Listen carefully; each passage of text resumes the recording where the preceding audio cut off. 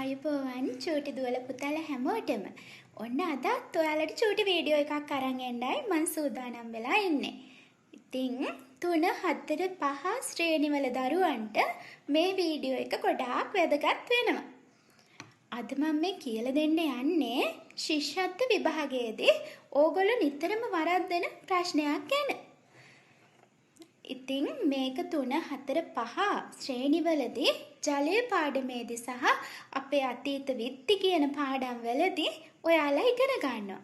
හැබැයි කොච්චර කියලා දුන්නත් ඔයාලා මේක වරද්දනවා. අපි බලමුද මොකද්ද මේ වරද්දන්නේ කියලා. ඒ තමයි වැව් හදපු රජවරු. වැව් හදපු රජවරු ඔයාලට කොච්චර කියලා දුන්නත් පැටලෙනවා. අමතක වෙනවා. ඉතින් මම ඒ හින්දා හිතුවා ඔයාලට ඉක්මනට මතක හිටින්න චූටි ලස්සන කවියකින් මේක කියලා දෙන්න. ඔයාලා කවි කියන්න ආසයිනේ. ඉතින් ඒ හින්දා මම හිතුවා කවියකින් මේක කියලා දෙන්න. එතකොට අමතක වෙන්නේ නැති වෙයි නේද? එහෙනම් ඉතින් අපි බලමුද මේ කවිය මොකද්ද කියලා.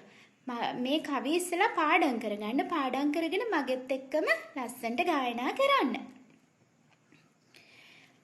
අපය වැවතනු පණ්ඩු කාබය රජෝ තිස්සා වැවසදු දෙවන පෑතිස් රජෝ කලා වැවසදු ධාතු සේන මහරජෝ මින්නේරිය සදු මහසේන රජෝ මින්නේරිය සදු මහසේන රජෝ.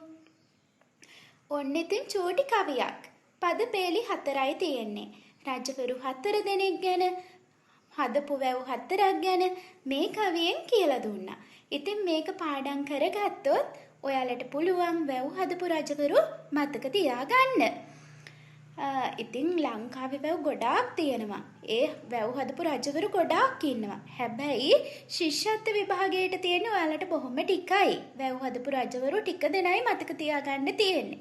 ඒ හින්දා ඔයාලා මේක මතක තියාගන්න පාඩම් කරගන්න ලස්සනට ගායනා කරන්න.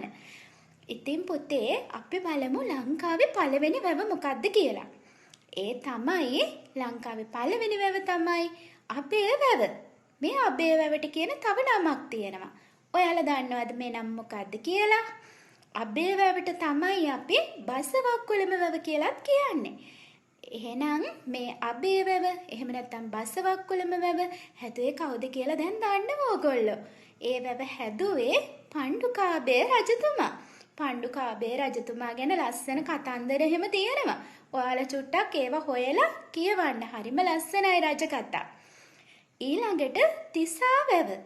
තිසා වැව හැදුවේ කවුද කියලා දන්නවද? මේ අබේ වැව, තිසා වැව මේ හැම වැවක්ම තියෙන්නේ අනුරාධපුරේ. ඉතින් මේ තිසා වැව හැදුවේ අපේ දේවානම් පියතිස්ස රජතුමා. ඔයාලා අඳුරනව නේද දේවානම් පියතිස්ස රජතුමාව? මොකද ලංකාවට බුදුදහම අරගෙන එනකොට ලංකාවේ රජ වෙලා හිටියේ දේවානම් පියතිස්ස රජතුමා. ඒ හින්දා ඔයාලා හැමෝම මේ රජතුමාව අඳුරනවා. නේද?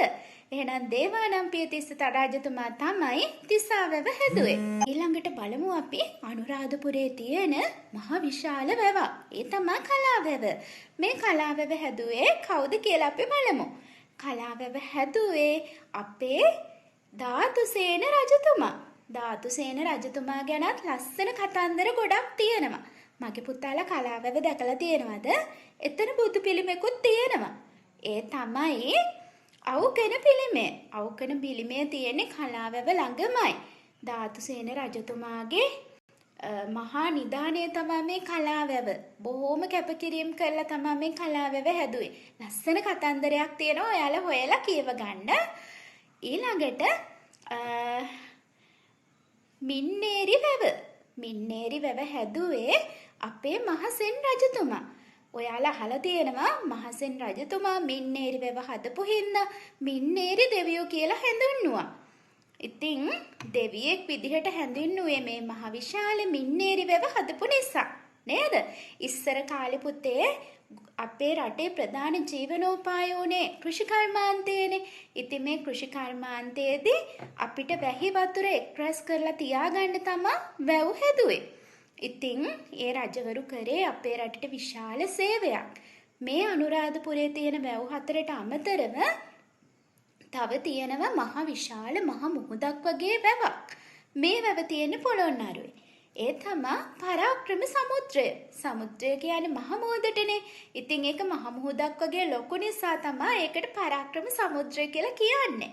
ඉතින් මේ පරාක්‍රම සමුද්‍රය හැදුවේ අපේ පරාක්‍රම බාහු රජතුමා. මහා පරාක්‍රම බාහු රජතුමා. ඉතින් පුතේ මේ ටික මතක තියාගත්තාම ඔයාලට හොඳටම ඇති. ශිෂ්‍යත්ව විභාගයට මේ ටික මතක තියාගන්න. එහෙනම් ඉතින් ඔයාලා තාමත් මගේ channel එක subscribe කරලා නැත්නම් subscribe කරන්න. යාළුවන්ට share කරන්න. ඊළඟට මේ තියෙන bell icon එක click කරන්න. එතකොට ඔයාලට මගේ වීඩියෝ හැම එකක්ම බලා ගන්න පුළුවන් වෙනවා. එහෙනම් හැමෝටම සුබ දවසක්. අයිත් වීඩියෝ එකකින් අපි හම්බ වෙමු. හැමෝටම සුබ දවසක්.